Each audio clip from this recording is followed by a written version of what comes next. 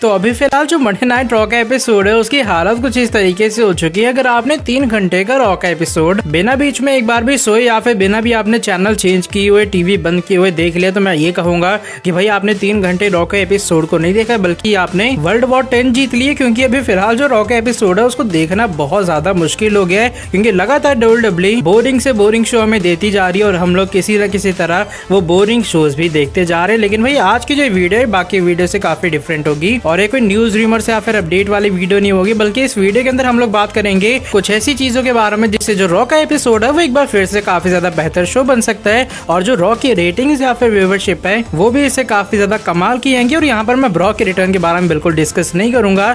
So without wasting any time let's begin this video. तो मेरे हिसाब से जो सबसे पहली चीज होनी चाहिए अगर आपके रॉ के एपिसोड को एक बेहतर शो बनाना है, एक अच्छा शो बनाना है, आपको ड्रू मैकिंटायर को मेन जो टाइटल पिक्चर है उससे करीबन 1 से 1.5 साल के लिए बाहर रखना पड़ेगा। जैसे बीच में अगर आपको याद होगा एक बार हुआ था रोमन रेंस के साथ, क्योंकि अभी फिलहाल ड्रू मैकिंटायर को हम लोग टाइटल पिक्चर के अंदर देख के मानो चाहे ना मानो हम लोग बोर हो गए हैं। बार बार ड्रू मैकिंटायर लैशली को चैलेंज करते हैं और बार बार इन दोनों का मैच होता है और बार बार लैशली हमें हराते हुए नजर आते हैं ड्रू मैकिंटायर को।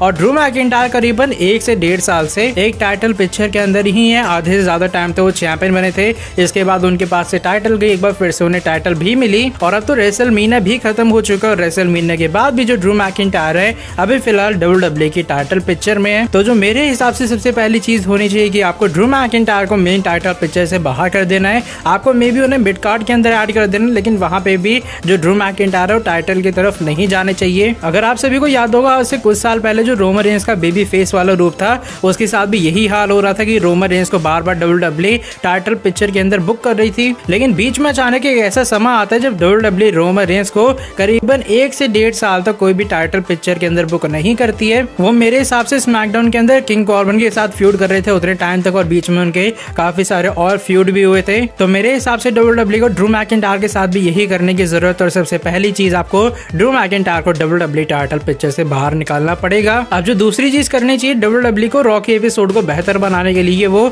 यूएस टाइटल का ओपन चैलेंज है। और जो शेमस है उनके यूएस टाइटल ओपन चैलेंज को एक्चुअल में WWE और भी ज्यादा इंटरेस्टिंग बना सकती है। जैसे जॉन सीना का यूएस टाइटल का ओपन चैलेंज हुआ करता था। अगर मैं शेमस की बात करूं तो शेमस जरूर से हिस्ट्री के अंदर एक बहुत अच्छी यूएस चैंपियन रह चुका है और शेमस के अंदर वो कैपेबिलिटी है कि वो हर हफ्ते रॉ के एपिसोड में एक बहुत ज्यादा बेहतर मैच दे सकते हैं। और मेरे हिसाब से WWE को अब जो शेमस का यूएस टाइटल वाला ओपन चैलेंज है इस चीज को सीरियसली थिंक लेना चाहिए और मेरे हिसाब से काफी जल्दी अगर आप इसको ढंग से बुक करते हो तो एक मस्ट सीन पार्ट हो जाएगा हर हफ्ते रॉ का। क्योंकि भाई फैंस ये देखना चाहेंगे कि अगर इस हफ्ते इसने चैलेंज कर दिया तो अगले हफ्ते कौन सा सुपरस्टार चैलेंज करेगा शेमस को। और मेरे हिसाब से WWE शेमस के इस यूएस टाइटल ओपन चैलेंज के अंदर उन सुपरस्टार्स का यूज कर सकते हैं जिन्हें वो जर्नली रॉ के अंदर यूज नहीं करती है। जैसे मान लो कि अभी फिलहाल WWE Damian Priest, Miz alliance, Jackson Ryker को एक ही सेगमेंट के अंदर हमें डालती हुई नजर आ रही है। इससे अच्छा आप कभी ये दिखा सकते हो कि डेमन प्रीस्ट हमें यूएस टाइटल ओपन चैलेंज का आंसर देते हुए नजर आए, कभी जॉन मॉरिसन आ जाए, कभी जैक्सन राइकर आ जाए। आई थिंक उन बेकार के सेगमेंट्स के अलावा WWE इस तरीके से ज्यादा अच्छे तरीके से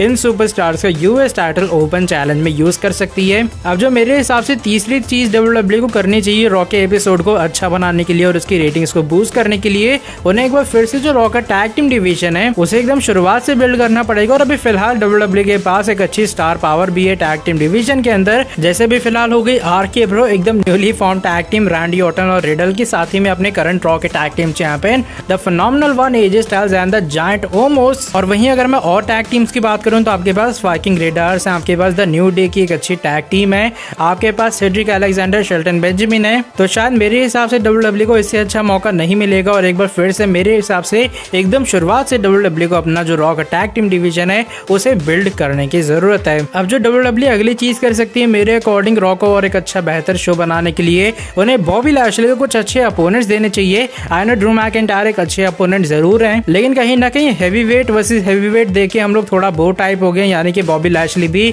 एक पावर हाउस सुपरस्टार है, ड्रू मैकिंटायर भी उसी कैटेगरी के हैं, ब्रॉन स्ट्रोमन भी उसी कैटेगरी के हैं। अगर मैं थोड़ी एवेंजर्स वाली भाषा में बात करूं जो कि एवेंजर्स मूवीज देखते हैं, जो कि एवेंजर्स मार्वल्स के बड़े फैन हैं, तो हल्क वर्सेस हल्क देख के मेरे हिसाब से हम लोग थोड़ा बोर टाइप हो गए। अब टाइम आ गया WWE को हल्क के सामने हॉका या फिर स्पाइडरमैन जैसे लोगों को उतारना चाहिए। यानी कि मैं बॉबी लैशली वर्सेस रिकोशे जैसे मैचेस की बात कर रहा हूं जो कि मेरे हिसाब से काफी एंटरटेनिंग मैचेस रहेंगे। और यहाँ पर अंडररेटेड सुपरस्टार का जब यूज होगा, मैच के अंदर अच्छा हाई फ्लैंग एक्शन होगा, तो मैच को देखने में और भी ज्यादा मजा आने वाला है। और मेरे हिसाब से इससे जो WWE टाइटल पिक्चर है, जो बॉबी लैशली की टाइटल रेन है WWE, उसको भी लेंथी कर सकती है। और वहीं अगर मैं एलेक्सा ब्लिस की बात करूं तो मेरे हिसाब से WWE को फाइनली इतना टाइम हो गया है और एलेक्सा ब्लिस को अब रॉ वुमेन्स का जो डिवीजन है उसके अंदर उतार देना चाहिए, क्योंकि लगातार हफ्तों से हम लोग एलेक्सा ब्लिस को लिली के साथ खेलते हुए देख रहे हैं, जो कि मेरे हिसाब से दिन पर दिन बोरिंग होता जा रहा है। और एलेक्सा ब्लिस को अगर आप अब रॉ वुमेन्स डिवीजन के अंदर नहीं उतारोगे तो मेरे हिसाब से बहुत ज्यादा देर हो जाएगी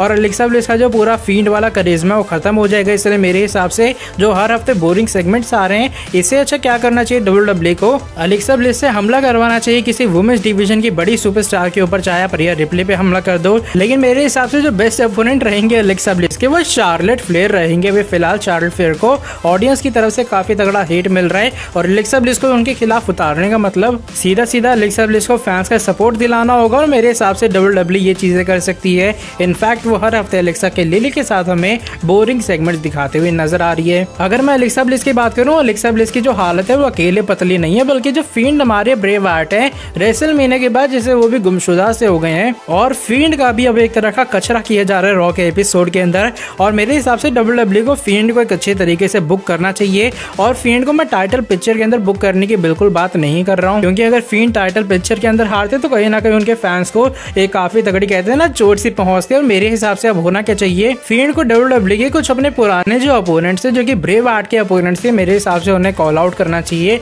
जैसे फील्ड हमें गोल्डबर्ग को कॉल आउट करते हुए नजर आएंगे, क्योंकि एक बार ऑलरेडी गोल्डबर्ग ने फील्ड को हराया, तो गोल्डबर्ग वापस आएंगे, फील्ड हमें उन पर हमला करते हुए नजर आएंगे। और इस बार फील्ड और गोल्डबर्ग का मैच होगा और फील्ड हमें गोल्डबर्ग की बुरी हालत करते हुए नजर आएंगे। आई थिंक ये चीजें WWE कर सकती है अगर उन्हें फील्ड की एक अच्छी बुकिंग करनी है। मैं फील्ड की एक अच्छी बुकिंग के सजेशन जरूर दूंगा, लेकिन मेरे हिसाब से भी फील्ड को एक टाइटल पिक्चर के अंदर बिल्कुल भी बुक नहीं करना चाहिए। और अगर बुकिंग की बात आती है, मेरे हिसाब से WWE जो सबसे ज्यादा इंटरेस्टिंग चीज कर सकती है फिलहाल रॉ के एपिसोड को कमाल का बनाने के लिए, वो एक अथॉरिटी वर्सेस अथॉरिटी की हमें स्टोरी लाइन दिखा सकती है, जहां पर एडम पियर्स और सोनिया डेविल हमें आमने सामने आते हुए नजर आए। एक्चुअल में मैं यहाँ पर कोई इंटरजेंडर मैच की बात नहीं कर रहा हूँ, लेकिन हम लोग देख रहे हैं कुछ हफ्तों से जो एडम पियर्स और सोनिया डेविल हैं, वो अपने आपस के जो डिसीजन है उनसे अच्छी तरीके से कॉम्प्रोमाइज नहीं कर पा रहे हैं। जो सोनिया डेविल डिसीजन लेती हैं वो एडम पियर्स को पसंद नहीं आते हैं, जो एडम पियर्स डिसीजन लेते हैं वो सोनिया डेविल को पसंद नहीं आते हैं। तो मेरे हिसाब से WWE के पास एक परफेक्ट अपॉर्चुनिटी है कि वो team Adam Pearce versus team Sonia devil की हमें आने वाले टाइम में स्टोरी लाइन दिखाते हुए नजर आए। और इनमें से जो टीम जीतेगी उसे एक्चुअल में मेन जो अथॉरिटी पावर है वो मिलेगी आने वाले टाइम में रॉ और स्मैकडाउन के शो के लिए।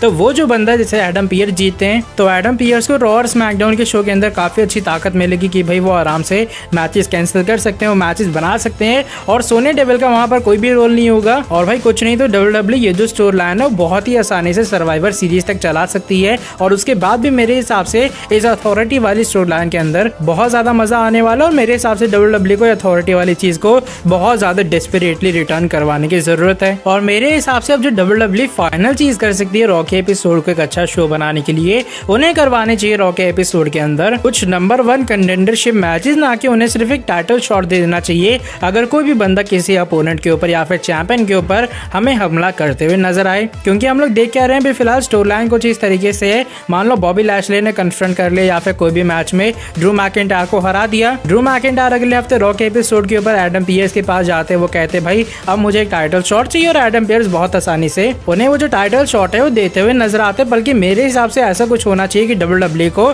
3 से 4 बंदों का कोई नंबर 1 कंटेंडरशिप का मैच करवाना चाहिए और उस मैच का जो विनर हो मेरे हिसाब से वो बंदा बिल्कुल नहीं होना चाहिए जिसके ऊपर हमला होता है एक्चुअल में चैंपियन की तरफ से, ताकि WWE उस अपोनेंट को या फिर उस बंदे को आने वाले टाइम के लिए दूसरे मैचेस के लिए यूज कर सके। हमें ज्यादा कॉम्प्लिकेटेड नहीं होता, एक आइडिया बताता हूँ। जैसे मान लो शो पर एक फेटल 4-वे मैच हो रहा है और फेटल 4-वे मैच से पहले जो बॉबी लैशली वो हमें किसी और पर डेमन प्रीस्ट में मान लो हमला करते हुए नजर आते हैं। फिर रॉ के एपिसोड में एक फेटल 4-वे मैच होता है जहां पर डेमन प्रीस्ट हमें Ricochet, Randy Orton, Drew McIntyre और ब्रॉन स्ट्रोमन का फेस करते हुए नजर आते हैं। और मान लो डेमन प्रीस्ट पर हमला हुआ था, लेकिन इस मैच में हमें रिकोशे जीते हुए नजर आते हैं और फिर जो रिकोशे हैं वो जाके हमें फेस करते हुए नजर आते हैं बॉबी लैशली का। और होना क्या चाहिए, फिर जब वो पेपर व्यू चल रहा होगा वहां पर जो चैंपियन है जैसे ही अपनी टाइटल रिटेन करेगा तब एडम पियर्स अगर उस पर हमला करेगा तो मेरे हिसाब से एक ज्यादा अच्छी स्टोरी लाइन बन सकती है। कुल मिलाकर मेरे कहने का मतलब ये है कि WWE को जस्ट टाइटल अपॉर्चुनिटीज देनी चाहिए, बल्कि शो पर एटलीस्ट कुछ कह सकते हो फॉर्मेलिटी के लिए ही एक नंबर 1 कंटेंडरशिप का मैच करवाना चाहिए। और भाई मेरे हिसाब से ये वो कुछ चीजें जिसे WWE रॉ के एपिसोड एपिसोड को एक अच्छा शो बना सकती है और मेरे हिसाब से डेफिनेटली इन चीजों से जो रेटिंग्स है वो भी काफी ज्यादा बूस्ट होंगी। आप लोगों का क्या ओपिनियन आप लोग कमेंट सेक्शन के अंदर जरूर शेयर कर सकते हो। और गाइस आज की जो ये वाली वीडियो बस यहीं तक थी। अगर आपको ये वाली वीडियो पसंद आई है आप लोग नीचे वीडियो को लाइक कर सकते हो। वीडियो को लाइक करने के साथ आप लोग सब्सक्राइब कर सकते हो चैनल को और बेल नोटिफिकेशन को भी कर सकते हो प्रेस, ताकि आगे भी आपको हमारे चैनल पर कुछ ऐसी इंटरेस्टिंग कमाल के नॉबी फ्रेश अपडेट जानने को मिलती रहे। नेक्स्ट वीडियो के अंदर आके आपसे काफी जल्दी मिलता हूँ। Till then bye bye, take care.